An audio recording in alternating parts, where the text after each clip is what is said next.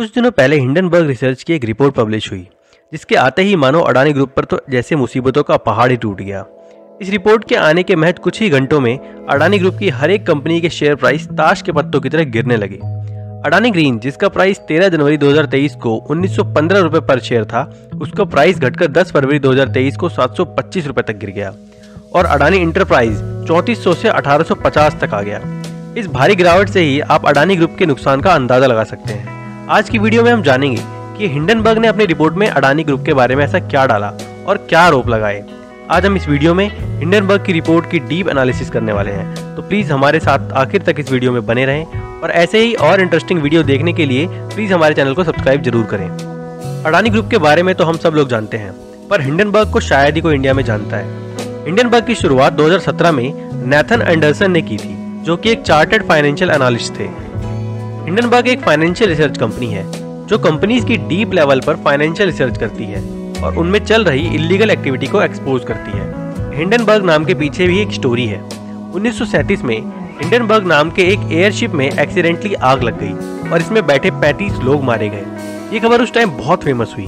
Anderson stock market में होने वाले डिजास्टर को इससे रिलेट करते हैं और कहते हैं ये दोनों डिजास्टर मैन मेड थे, इन्हें कंट्रोल करा जा सकता था अगर हमारे पास सही टाइम पर इंफॉर्मेशन मिल पाती तो इसी बेसिस पर एंडरसन ने अपनी फर्म का नाम हिंडनबर्ग रख दिया। अब समझते हैं कि हिंडनबर्ग इन रिपोर्ट से पैसे कैसे कमाती है। हिंडनबर्ग रिसर्च के साथ एक शॉर्ट सेलिंग कंपनी भी है। आमतौर पर हम लोग लॉन्ग सेलिंग करते हैं, मतलब कम प्राइस में शेयर खरीदकर और उस शेयर के बढ़ने का इंतजार करते हैं और फिर उसे बेचकर प्रॉफिट कमाते हैं। पर शॉर्ट सेलिंग में इसका ठीक उल्टा होता है। कंपनी शेयर के प्राइस कम होने पर उनमें पैसा लगाती है और शेयर प्राइस नीचे जाता है तो प्रॉफिट कमाती है। पर यह बहुत रिस्की काम होता है क्योंकि इसके लॉस अनलिमिटेड हो सकते हैं। क्योंकि लॉन्ग सेलिंग में हम बस अपना इन्वेस्टेड मनी ही लूज करते हैं, लेकिन शॉर्ट सेलिंग में इन्वेस्टमेंट से भी ज्यादा लॉस होने का खतरा होता है।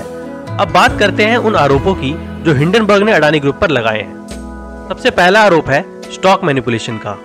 दूसरा, अडानी सेबी के रूल वायलेट करता है, लिमिट से ज्यादा शेयर होल्ड करता है। तीसरा, अडानी ग्रुप ने वैल्यू से ज्यादा डेट ले रखा है। चौथा, इतनी बड़ी कंपनी का ऑडिट छोटी 11 लोगों की टीम करती है, जिसमें काफी यंग सीए हैं। पांचवा, अडानी ग्रुप की 7 मेजर कंपनीज हैं और 578 सब्सिडरी हैं और इसमें 6025 रिलेटेड ट्रांजैक्शन हैं। छठा, रिसर्च हाउस अडानी पर रिसर्च नहीं करते और म्यूचुअल फंड अडानी पर इन्वेस्ट नहीं करते। केतन पारेख, जिन्हें 2003 में स्टॉक के आर्टिफिशियली मैनिपुलेशन के जुर्म में सेबी ने उन पर 14 सालों के लिए बैन लगाया था, उन्हीं केतन पारेख के साथ अडानी ग्रुप के लिंक होने के चलते सेबी ने अडानी ग्रुप को वार्न भी करा था। चलिए समझते हैं ये आर्टिफिशियली स्टॉक्स का प्राइस कैसे मैनिपुलेट किया जाता है। मान लो किसी एक शेयर का प्राइस 100 रुपए है और उसका प्राइस बढ़ाकर 110, 120, 130 ऐसे करके सेल ऑर्डर डाला जाता है और वही बंदा फेक अकाउंट से उसी शेयर को खरीद लेता है और ऐसे ही हजारों ट्रांजैक्शन होती हैं। तो सिस्टम को लगता है शेयर की डिमांड बढ़ रही है और शेयर का प्राइस बढ़ जाता है। इन्हीं शेयर प्राइस के इंक्रीज होने से जहां गौतम अडानी 2020 में वर्ल्ड के 600th रिचेस्ट मैन थे, वही 2023 तक वो वर्ल्ड के 3rd रिचेस्ट मैन बन गए। ये हिंडनबर्ग के आरोप हैं। अब हम शेयर प्राइस का ग्रोथ कंपैरिजन देखते हैं। मार्च 2020 में और जनवरी 2023 के शेयर प्राइस में अडानी इंटरप्राइज शेयर प्राइस में लगभग 1398% की ग्रोथ हुई है। अडानी पोर्ट में 174% की ग्रोथ, अडानी गैस में 2121% की ग्रोथ, अडानी पावर में 331% की ग्रोथ, अडानी ट्रांजैक्शन में 729% की ग्रोथ, अडानी ग्रीन में 906% की ग्रोथ देखी गई। इतना प्राइस बस 3 सालों में बढ़ना डाउट तो क्रिएट करता ही है। साथ ही अडानी का केतन पारेख के साथ लिंक रहा और ये लिंक इस डाउट को और बढ़ाता है। और एक आरोप ये भी है कि अडानी ग्रुप ने सेबी के रूल्स को ब्रेक करा है। सेबी के अकॉर्डिंग एक पब्लिक कंपनी अपने पास 75% शेयर होल्ड कर सकती है, बाकी के 25% नॉर्मल पब्लिक के पास रहते हैं। क्योंकि अगर कोई कंपनी इससे ज्यादा शेयर होल्ड कर लेती है तो शेयर की डिमांड एंड सप्लाई के थ्रू उनके प्राइस भी सेट कर सकती है। हिंडनबर्ग के अनुसार अडानी ग्रुप 75% शेयर तो होल्ड करता ही है, वहीं 25% शेयर भी खुद की ही बनाई हुई मॉरिशस की शेल कंपनीज के थ्रू इन्वेस्ट करा के लगभग सारे शेयर के प्राइस कंट्रोल करते हैं और फेक डिमांड क्रिएट करते हैं। इन्हीं सब वजहों से हिंडनबर्ग आरोप लगा रहा है कि अडानी ग्रुप आर्टिफिशियली शेयर की डिमांड बढ़ाकर शेयर प्राइस बढ़ा रहे हैं।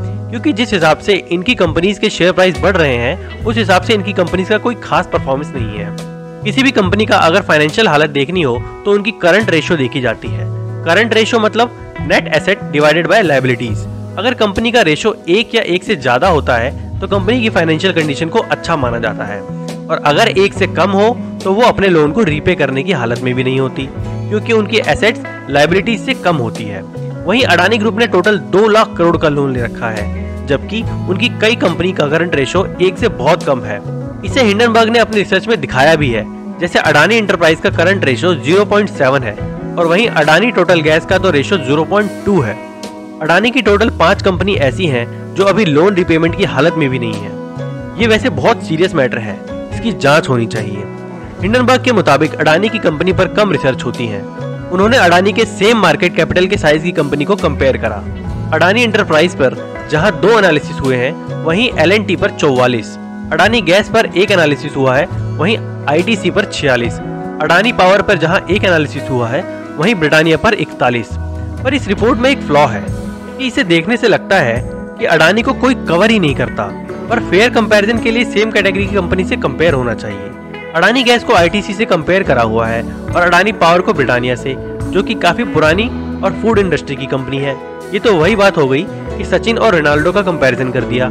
इससे तो यही लग रहा है कि हिंडनबर्ग इस रिपोर्ट से बस कंक्लूजन पर आ रही है। वहीं हिंडनबर्ग ने अडानी पर यह आरोप भी लगाया है कि इतनी बड़ी कंपनी का ऑडिट छोटी 11 लोगों की टीम करती है, जिसमें काफी यंग सीए काम करते हैं। पर इसमें सोचने की बात तो ये है कि यंग और ओल्ड से क्या ही फर्क पड़ता है, क्योंकि ये सभी सीए हैं जो कि ICAI द्वारा सर्टिफाइड सीए हैं। ये आरोप भी इनका थोड़ा शेडी सा लगता है, पर इससे उंगली अडानी ग्रुप ही नहीं बल्कि ICAI सर्टिफिकेशन पर भी उठती है, जो कि सही नहीं है। हिंडनबर्ग ने अडानी पर यह क्लेम किया कि अडानी ग्रुप बस अपनी ही कंपनीज में पैसा घुमाए जा रहा है और लॉसेस को छुपा रहा है। चलिए इसे अच्छे से समझते हैं। मान लो टाटा मोटर को कार बनाने के लिए स्टील की जरूरत है, और उन्होंने ये स्टील टाटा स्टील से स्टील ले लेती है। इसे हम रिलेटेड पार्टी ट्रांजैक्शन कहते हैं, और ये इलीगल भी नहीं है, पर इसे डिस्क्लोज करना इम्पोर्टेंट है, क्योंकि ये पैसा एक ही कंपनी में घूम रहा है, और अगर एक कंपनी में कोई दिक्कत आती है तो दूसरी कंपनी के शेयर प्राइस में भी उतना ही इफेक्ट आता है।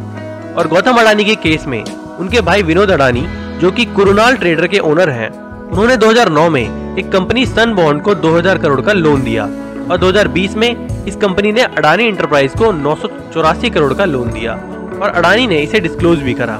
पर हिंडनबर्ग कहती है कि तुम्हें कुरुनाल ट्रेडर को भी रिलेटेड पार्टी दिखाना चाहिए, पर इंडियन अकाउंटिंग स्टैंडर्ड के अकॉर्डिंग अडानी को कुरुनाल एंटरप्राइज को रिलेटेड पार्टी दिखाने की जरूरत नहीं है। ये भी आरोप कहीं ना कहीं बस हिंडनबर्ग की हाइप बनाने वाली बात लगती है।